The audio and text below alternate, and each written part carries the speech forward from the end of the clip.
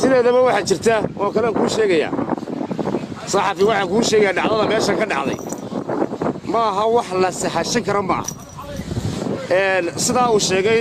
taliyaha saldhigga ee Aadashiina oo markii loo sheegay sheekada yimid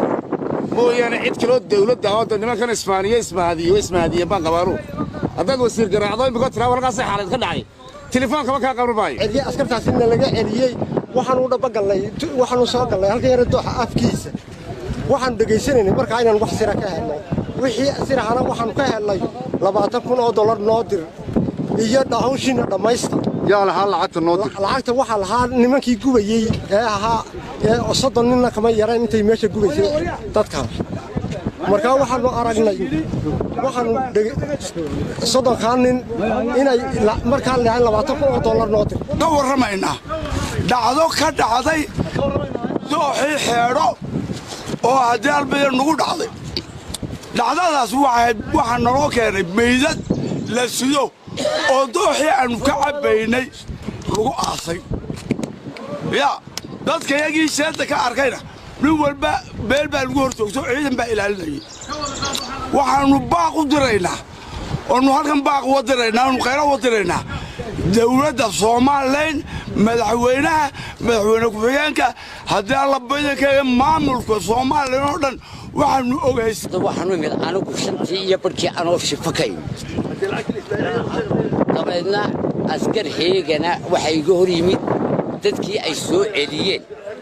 ayaa iga hor yimid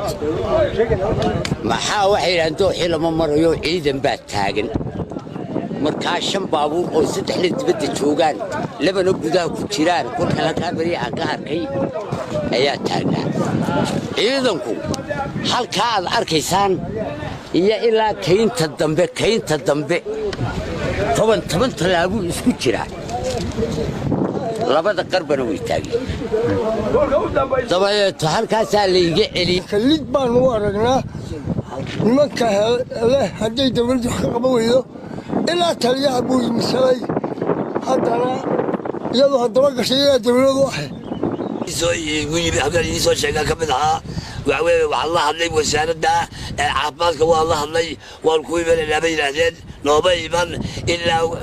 saldhigga Aadashiina way noo yimaadeen wax halkaa weerarkan wax ka qabteen ma jirto ilaa xalay ilaa maanta saasaan u taagnayn meesha iyadaasi waxaan ku leeyahay dooxii geedka la tegayay ee biyaha laga cabayay halkaa hargeysa ka cabaysay xanuunkaasaan arkayno waxaasaan arkayno lafaha madaxii meel gubila way ayar bay kaga tegey meesha intaa leeg baa u nahay carruur baa u leenahay maxay dad yaryar baa jooga dooxii laga cabayay hargeysa waxaa loo keeneen wasaaradda caafimaadka fogada waxay leeyahay xanuun bay loo keeneen marka labaad halka xeedha waa meel laga cabo oo midkii halkii laga cabayay carruurta ka cabaysay xeedha ka cabaysay oo halka cagaf taagan tahay ayaa laga cabo ceela halka meedka la keenay dawladda dadka dawladda samaaha waa wax laga qabtaa weey hadii laga qaban waayana daan adoon hay dagaalkii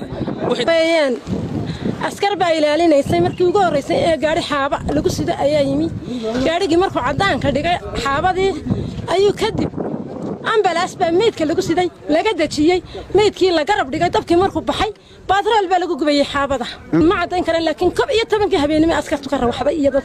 dadkeena shacibkeena gubay dhaqaatiirina way ku jirtay daraad bay sheekadu ahayd hadday ahaydna baabuur fara badan ayay ahaayeen dawlad bay ahaayeen halkaas dooxii xeeray keeneen weynigu halkaas ku gubeen meed waka caafimaad ma jiro waad arkaysaa hore xeedho looma aqoonsanayn waxa nagu dhacay in annagoo halkan joogna la keenay meed dabeetana halkan iyo xaabo lagu gubay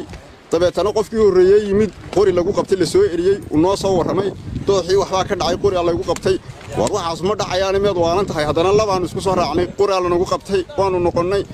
haddana laba kale ay soo raacay qori la nagu qabtay waanu noqonnay dabeetana waxay nagu gaadhay 12 intaan is urursanay markii dambe aanu soo wada urursanay ayay wixii ka sii gaarsiiyeen aakhirkiina naxashii oo kulul bay nooga yaaceen dabeeto aroortii waxaanu la hadalnay qolada caafimaadka ayaanu la hadalnay way noo iman waayeen saldhigga Aadashiina aanu la hadalnay saldhigga Aadashiina noo yimid wuu la hadlay way noo yimaadeen dabeetana kuwii caafimaadka markaanu tusnay meeshii way ka dideen way u dhawaan waayeen waxay nagu yiraahdeen waxaanu dabeetana waxaan sidee loo oranayaa maati iyo carruur ayaa meesha noo joogtay